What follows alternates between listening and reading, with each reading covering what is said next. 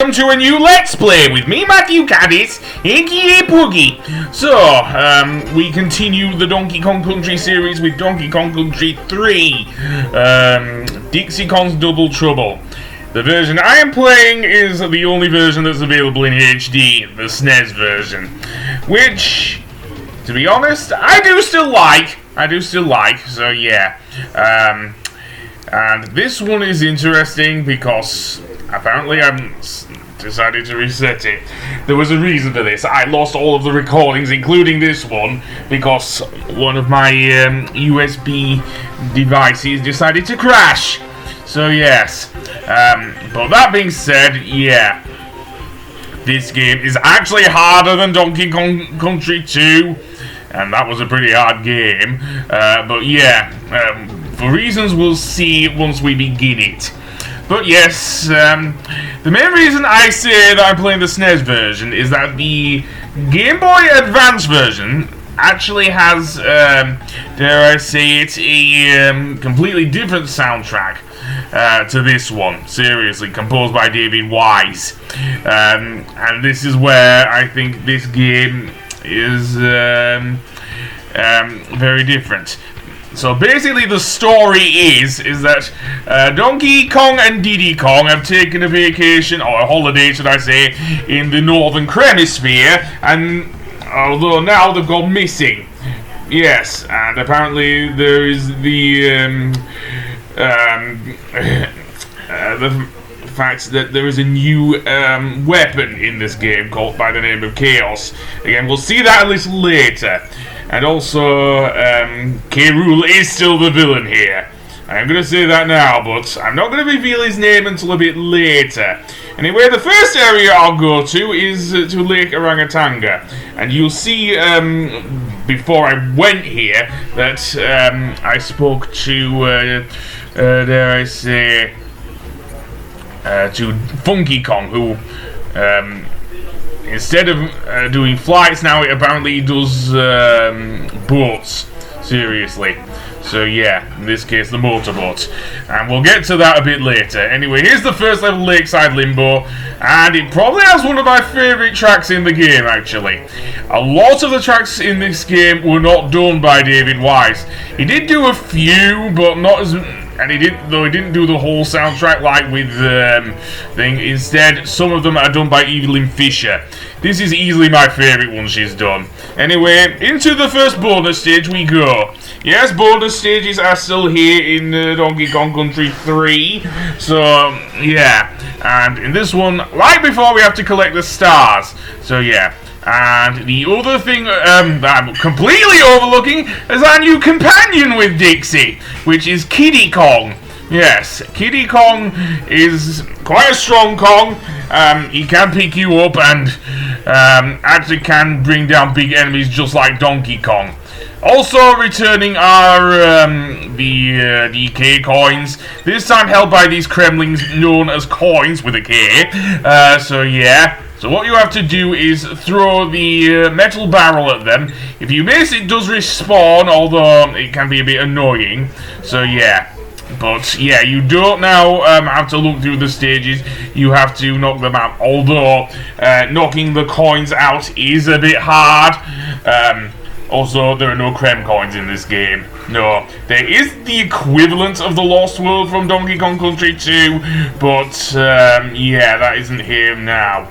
And oh boy, have the current batch of Kremlings look a little less cartoony and a bit more muscular. Again, the Kongs certainly still look cartoony. And there's a second bonus barrel. There are usually in this game about 2 bonus barrels per stage. So yeah. And now I'm going to the second one, where we have to grab 15 green bananas. If we leave them too long, they'll disappear. So yeah, and we only have like 20 seconds to get them. So yeah, this one isn't too hard. Again, this is the first stage, so of course it isn't. So yeah, and let's go down there, grab that one. There's one down there, and there's our bonus coin. I'll get into what bonus coins do a little later, because, yeah. And we have a brand new animal buddy here, Ellie the elephant, who is quite versatile. She can pick up items with her trunk, usually barrels, and knock out enemies. She has a secondary function, but we won't get that until a little later. But yeah, I still prefer Rambi, who is not in this game, sadly. So, Ellie ain't bad, though. Seriously, Ellie is not bad at all. And we go to the first mill level. This actually has my favourite tune in the game, Mill Fever. Seriously, it sounds like the classic jazz song Fever. Even has the same sort of melody as well. Seriously, I don't know if that song's copyrighted or not, but it has the thing. I do hear Fever coming from that from this song, seriously. And the many different instruments used, especially that muted trumpet, which I swear I do like the sound of with the sound fonts on the snares, seriously. So yeah, I don't know if I will be covering the GBA version. I'd actually like to play it just to see how the soundtrack goes with David White. I can't think now. David Wise's music, that's it. So yeah. Anyway, to open these doors, we need to pull on these switches. Sometimes getting even more zany as the level goes on, seriously. In this case, we have to get shot out of a barrel just to open it, and then quickly get through it. If you touch the metal grill on these doors, then you get knocked back. Seriously, that's how annoying this is. And I don't know why I went out. I think I was trying to shoot myself out of the cannon. It cannot happen. Seriously, it cannot have you can't be shot out of the barrel cannon and everything. Seriously, and although these go down relatively slowly by comparison, it can be annoying, as I say. So let's go to the left here, and we have these annoying rats. Keep that in mind for later. They're not going to be annoying in this first middle level, but they will be later.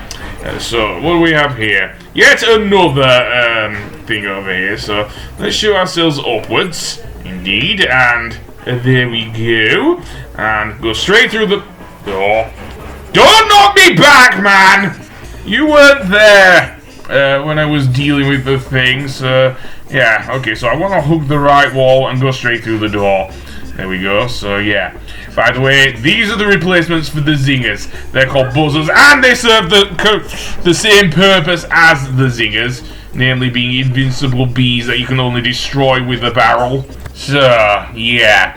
And if anything's different between the buzzers and the thing, then there is a thing. So, yeah, I can't even think. So, here with this shaft here, I want to use Dixie, because her ponytail twirl is still the best thing in the game, in my opinion. So let's go over here to the left, because this is where the coin is, in more ways than one. And we have to send the barrel through the door while jumping in order to knock out the Kremlin there. So, to get the DK coin. So yeah, and then we can just go to the completion things. In this one, we just raise up a flag. Yeah, after Diddy holding a boombox in Donkey Kong Country 2 and Dixie rocking out. Yeah, I think I prefer those things, but never mind. Anyway, we have the first of the Brothers Bear here, Barnacle, and he'll just send you away. And that's part of a huge fetch quest in this game. Seriously. Necessary to find another collectible, but I'll get to that as well. Anyway, the next and second lake stage, Tidal Trouble, has us dealing with the coin right at the beginning, seriously. So let's throw Kiddy up there, and so we can get up there. So yeah, by the way, if Kiddy Kong hits the ground, he will make a huge thud noise. That's how I was able to get to the first bonus stage here. And with Kiddy carrying, dare I say, Dixie, he'll fling her quite high up. So yeah, so let's get her up there. There we go, finally. And then move over to the right and completely miss with our metal barrel there. So yeah, getting the throw up is crucial to getting the DK coins in this game, seriously. Yeah. So let's get around here and head to the right and jump out of the thing. And these are some new enemies, seriously. These Kremlings I do not like. They're similar to the Clobbers in that they will charge at you with the thing. They're not explosive like the TNT ones, however. So yeah. And we get yet another bonus stage. Also, you would see there a sign with On Guard. And indeed, On Guard does return here, thankfully. Although he has probably the worst boss in the game. Seriously. But we'll get to that. So, firstly, let's collect the stars once again. The only thing annoying is that sea anemone in the center of the area. I'm saying it right, hopefully. And then we can get to the continue barrel, and I'll get to the bear coins a little later. They do have something to do with the Brothers Bear. That's all I'm going to say for now. But they are important. Ouch! Seriously, man. I lost to the offspring of Nemo there. Seriously. Or maybe it was Nemo's dad, actually. Maybe it was Nemo's dad. Although, I don't know. Certainly Clownfish, which Nemo was. Yes, I'm referring to the thing. And then, yeah. A Buzzer and a Nemo.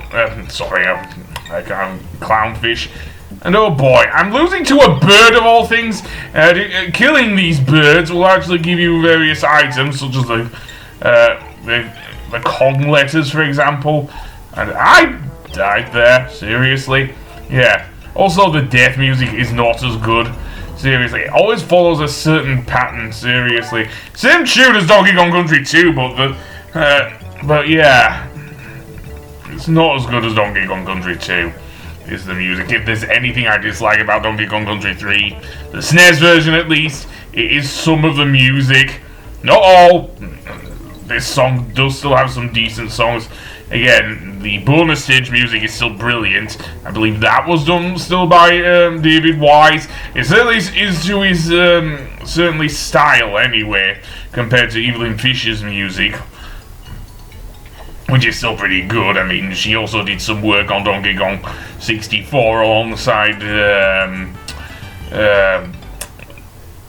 Grant Kirkhope. Anyway, we're done for now. On the next episode, we'll actually fight the first boss here.